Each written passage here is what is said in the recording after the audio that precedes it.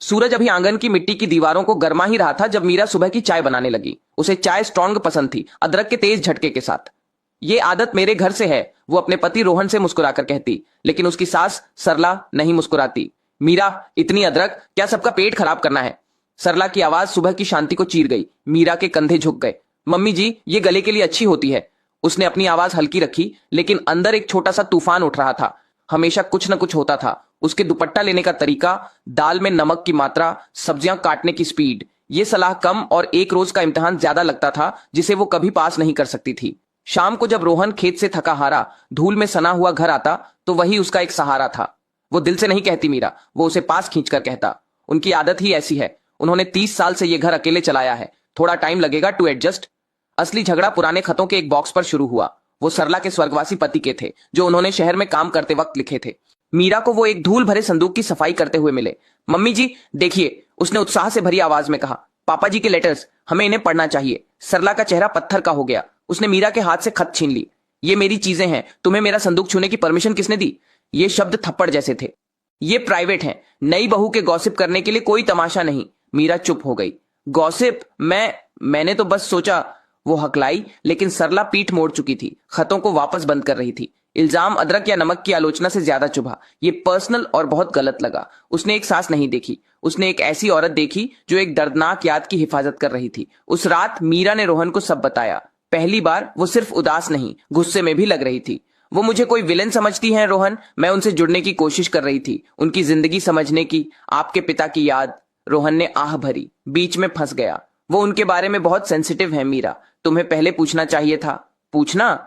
तो अब मुझे इस घर में सांस लेने के लिए भी परमिशन चाहिए। मीरा की आवाज टूट गई। मैं तुम्हारी पत्नी हूं, ये मेरा भी घर है, या ये सिर्फ उनका है और मैं एक मेहमान हूं जो जरूरत से ज्यादा रुक गई है? ये सवाल हवा में लटका रहा, उनके बीच एक दीवार बनाता हुआ, एक एक दर्दनाक ईंट से। रोहन के पास कोई जवाब नहीं था। अगले कुछ दिन चुप्पी में भारी थे। एक दोपहर रोहन ने अपनी माँ को आंगन में अकेले बैठे देखा, कहीं घूरते हुए। वो उनके पास बैठ गया। माँ, आप मीरा से इतना गुस्सा क्यों थीं? वो आपकी इज्जत करती है, वो तो बस कोशिश कर रही थी। सरला की आंखों में आंसू भर आए, जो कम ही दिखते थे। तुम नहीं समझोगे, वो धीरे से बोली। वो लेटर्स सिर्फ खुशियों भरी यादें नहीं हैं, उनमें मेरे सारे संघर्ष हैं, उनके जाने के बाद का मेरा अकेलापन। वो तुम्हारे पापा के साथ मेरी प्राइवेट बातें हैं। जब उसने उन्हें पकड़ा तो लगा जैसे वो बिना इजाजत मेरी आत्मा पढ़ रही है। ऐसा लगा वायलेटेड। उस शाम रोहन ने मीरा को समझाया, एक बहाने के तौर पर नहीं, बल्कि एक वजह के तौर पर। उसने अपनी मां के गुस्से का बचाव नहीं किया, लेकिन उनका दर्द सामने रखा। मीरा ने सुना, और पहली बार उसके अंदर का तूफान शांत होने लगा। उसने एक गुस्से वाली सास नहीं, बल्कि एक विधवा देखी जिसने अपने पति के खतों के साथ अपना दिल भी एक संदूक में बंद कर दिया था। अगली सुबह मीरा ने चाय बनाई। उसने 2 कप बनाए, एक अदरक वाली स्ट्रांग अपने लिए, दूसरी सादी और दूध वाली, जैसी सरला को पसंद थी। वो कप लेकर आंगन में गई जहां सरला बैठी थी। उसने कप धीरे से उनके पास रखा। मम्मी जी, मीरा ने नरमी से कहा, मुझे माफ कर दीजिए, मैंने आपका संदूक छुआ, वो मेरी जगह नहीं थी। सरला ने मीरा को देखा, फिर चाय को। उन्होंने कप उठाया। तुम्हारी चाय में अदरक, सरला ने कहा। उनकी आवाज कठोर थी, पर उसमें पहले जैसी बात नहीं थी। खुशबू अच्छी है। ये माफी नहीं थी और न ही क्षमा, लेकिन ये एक शुरुआत थी।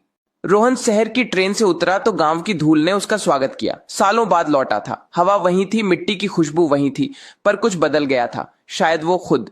खेत में बलराम ने काम करते हुए एक पल के लिए गर्दन उठाई। उसने अपने बेटे को दूर से देख लिया था। उसके हाथ रुक गए, चेहरे पर कोई भाव नहीं आया, पर आंखों में एक तूफान सा कैद हो गया। दोनों का आमना सामना हुआ। ना कोई गले मिला, ना किसी ने मुस्कुराया। आ गया? बलराम ने पूछा। हाँ बापू, रोहन ने जवाब दिया। उनके बीच की खामोशी खेत की सूखी जमीन से भी ज्यादा गहरी थी। रात को खाना लगाया सरिता ने। वो कोशिश कर रही थी कि बातचीत हो। शहर में सब ठीक है बेटा? रोहन बस या हाँ में जवाब दे रहा था। बाद में सरिता ने बलराम से कहा, अपना ही लौंडा है, इतने सालों बाद आया है आपसे एक उम्मीद लेकर, कुछ तो बोलो उससे। बलराम ने बस छत को देखते हुए कहा, बड़ा अफसर बन गया है, हम गवारों से क्या बात करेगा। अगली सुबह रोहन खेत में बापू के पास गया। बापू, ये बीज डालने का नया तरीका है, इससे पानी और टाइम दोनों बचेगा, मैंने रिसर्च किया है। बलराम ने उसकी तरफ देखे बिना अपना काम जारी रखा। ये शहरी किताबों से खेती नहीं होती, 40 साल से ये जमीन सींच रहा हूं, तू मुझे सिखाएगा अब? उसकी आवाज में तेजाब था। सिखा नहीं रहा बापू, बस मदद कर रहा हूं। टाइम्स आर चेंजिंग, हमको भी बदलना होगा। रोहन ने समझाने की कोशिश की। उसकी आवाज में फ्रस्ट्रेशन और पिघलता हुआ गुस्सा था। अपनी टेक्नोलॉजी अपने पास रख, बलराम ने चिल्लाकर कहा। जब तक मैं जिंदा हूं, इस खेत में सब मेरे तरीके से होगा। इस जमीन को मुझसे बेहतर कोई नहीं जानता।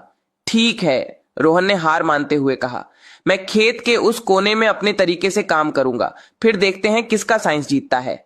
रोहन ने उस छोटे से हिस्से पर दिन रात एक कर दिए। नए ठीक है, रोहन ने हार मानते हुए कहा। मैं खेत के उस कोने में अपने तरीके से काम करूंगा, फिर देखते हैं किसका साइंस जीतता है। रोहन ने उस छोटे से हिस्से पर दिन रात एक कर दिए। नए बीज, ड्रिप इरिगेशन का सिस्टम, सब कुछ बिल्कुल परफेक्ट। उसके लिए यह खेती नहीं, एक जंग थी। बलराम दूर से सब देखता। उसके चेहरे पर एक तंज भरी मुस्कान होती। वो अपने बड़े खेत में अपने पुराने हल और बैलों के साथ लगा रहता, जैसे कुछ हो ही नहीं रहा। कुछ हफ्तों बाद रोहन की फसल में एक अजीब कीड़ा लग गया। नई दवाइयां भी बेअसर साबित हुई। देखते ही देखते सारी मेहनत मिट्टी में मिल गई। पौधे मुरझा गए। बलराम ने उस बर्बाद खेत को देखा। उसने कुछ नहीं कहा। उसका चुप रहना रोहन के लिए 1000 तानों से बढ़कर था। बलराम की अना जीत गई थी, पर उसके चेहरे पर कोई खुशी नहीं थी। उसी रात रोहन ने अपना बैग पैक कर लिया। सरिता ने रोते हुए उसे रोकने की कोशिश की। मत जा बेटा, वो तेरे बापू हैं, दिल के बुरे नहीं हैं, गुस्सा ठंडा हो जाएगा। उनकी अना उनके दिल से बड़ी है मां, रोहन ने ठंडी आवाज में कहा। सूरज निकलने से पहले ही वो गांव छोड़कर जा चुका था। 1 साल बीत गया। गांव में बुरा सूखा पड़ा। कुएं सूख गए। बलराम की फसल भी मरने लगी। वो रोज आसमान की तरफ देखता, बेबस और टूटा हुआ। तभी रोहन लौटा। इस बार उसके हाथ में बैग नहीं, बल्कि एक बोरी थी जिसमें सूखे में उगने वाले बीज थे। उसने बोरी बलराम के सामने रख दी। ये कम पानी में भी हो जाएगा बापू। बलराम ने पहले बीजों को देखा, फिर अपने बेटे को। उसकी अना उसकी मजबूरी से लड़ रही थी। आखिर में उसने बिना कुछ कहे वो बोरी उठाई और खेत की तरफ चल पड़ा। न शुक्रिया, न मुस्कान। खेत में हरियाली लौट आई थी। बाप और बेटा दोनों एक ही खेत में काम कर रहे थे, पर 2 अलग सिरों पर। उनके बीच अब भी खामोशी थी। फसल बच गई थी, पर रिश्ता अभी भी सूखा था। अना की दीवार में एक दरार आई थी, पर दीवार टूटी नहीं थी।